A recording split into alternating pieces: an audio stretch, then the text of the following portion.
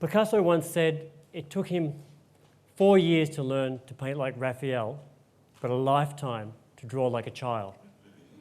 I like to think that Picasso was saying that we can all learn disciplines and mechanical ideas, but wouldn't it be great to go back to that innate, awesome place that we all have when we're children, where we don't do the good or bad, and we observe the world around us and we express it.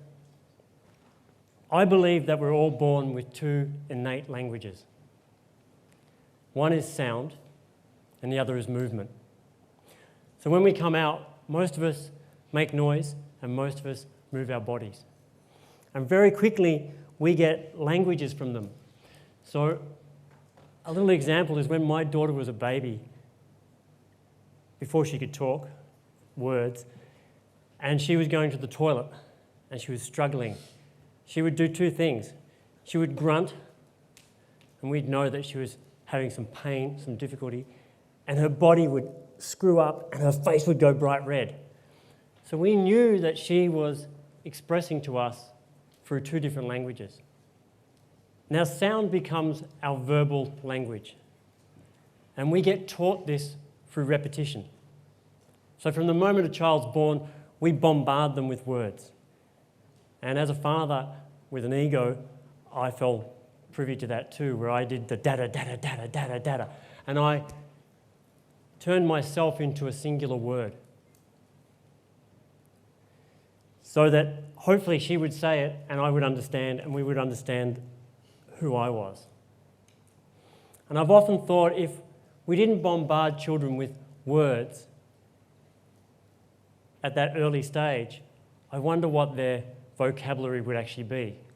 And would they make the sounds of the different leaves in different trees as the wind blows through them, or all the different sounds that they hear around them. But what really fascinates me is pictorial language, the language that's built around movement. So like the scrunching up and going red in the face, somewhere around 4 to 18 months, our fine motor skills start to kick in and our eye-hand coordination.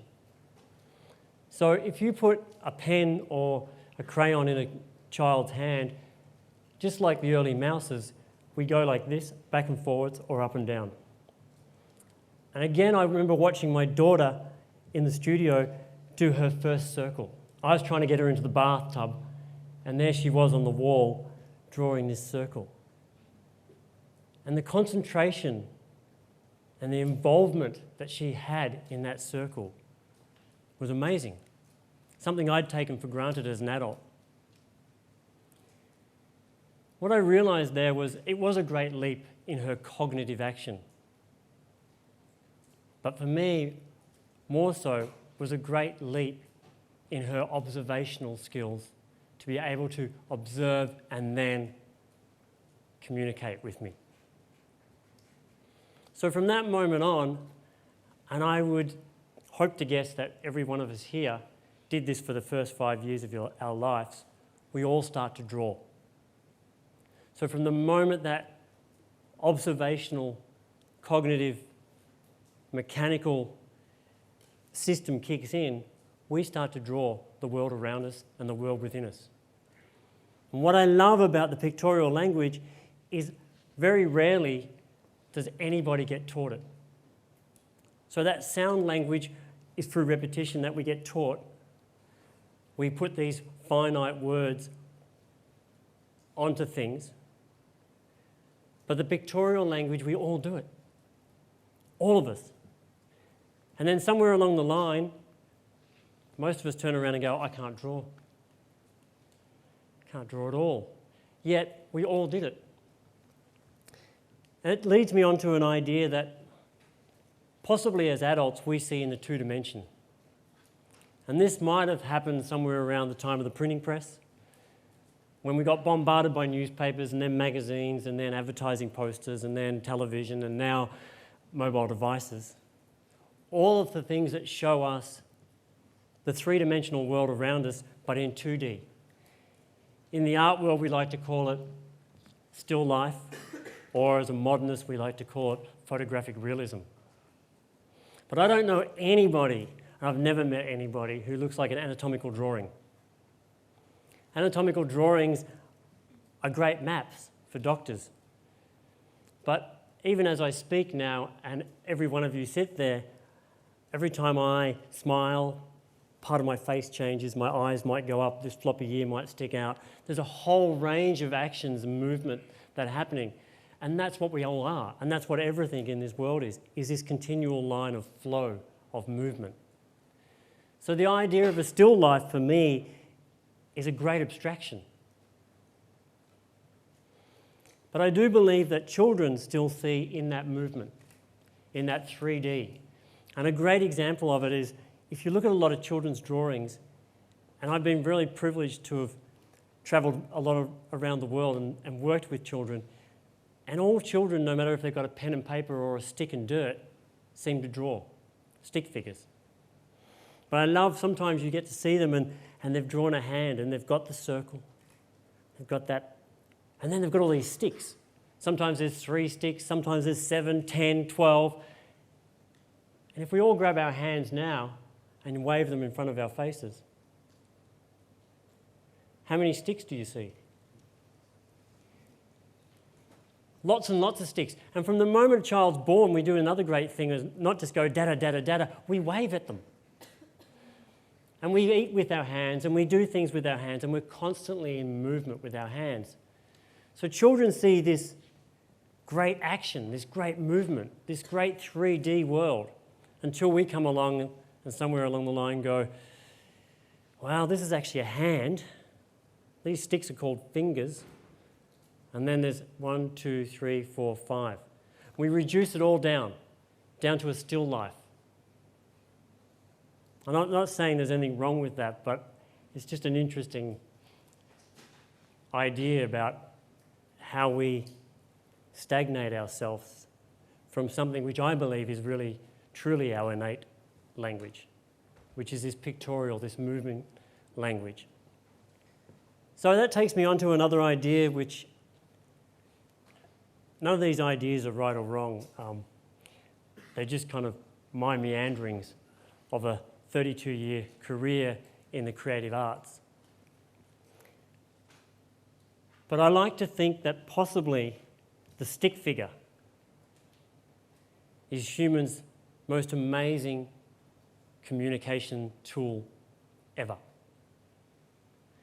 And the reasons for me, apart from the belief that it's innate in all of us and that we all do it, is if we look at the oldest language that we know, we go to rock and cave art. And those rock and cave arts are stick figures pretty well.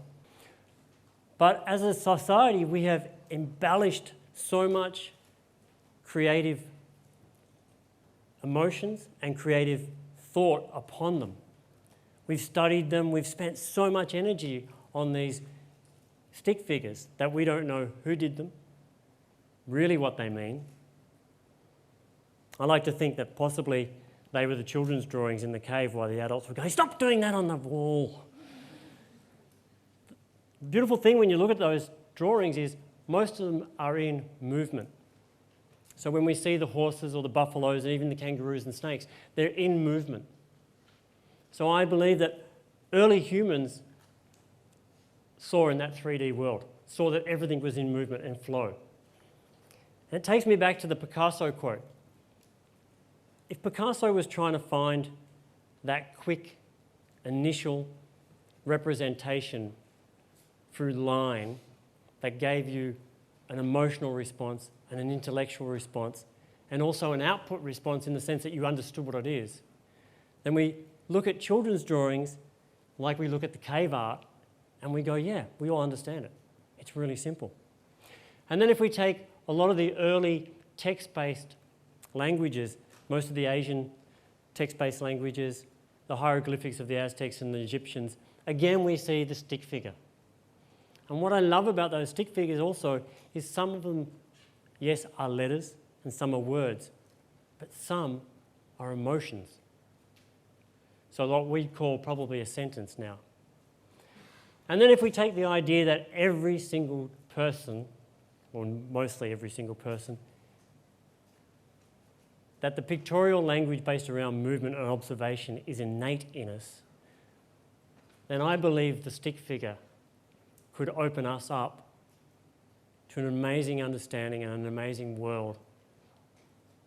So the thing I would love to see is I'd love to see us celebrate like we do with all the effort through universities and through National Geographic on cave and rock art and the early text-based pictorial languages, and do the same for children's drawings. I'd love to see a world where we put children's drawings all the way through our houses, all the way through our schools, our businesses, our community, so that we could actually really see them for what they are.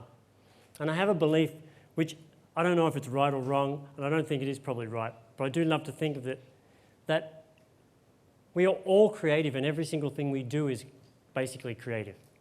The word art is a scary word that has kind of dictated us out of being creative or the belief that we're creative. And I believe that everything that creative comes from initially a creative emotion that's influenced by something around us. So even this talk here, it's not really just me talking here because you are talking, making up your story, and that story is actually what fuels everything. That's the creative passion that we all have. And that creative passion then goes to the creative mind, and the creative mind puts it all together and jigsaw puzzles together, and you all do that individually. And then hopefully we have a creative output. And like Picasso, I think, was saying, he wanted to get back to that raw place where the creative output is not judged. When we were kids in that first 5 years and we just draw, we don't go, oh no, got 10 fingers and they've only got 5. There's none of that. It's just about what we observe and how far we take storytelling, which we all have. So I would love if all of you go home tonight and do one thing, which is find one of your children's drawings. Find a drawing from when you were a child. Celebrate it. Put it on your wall. Study it, and it will tell you a story. It'll tell you a story about you. But what's so beautiful about it is everybody on this planet, no matter what language you speak, will understand that drawing too. That you all can draw, and you all did draw for the first 5 years of your life without you saying, I can't. And it's a beautiful language. Thank you very much.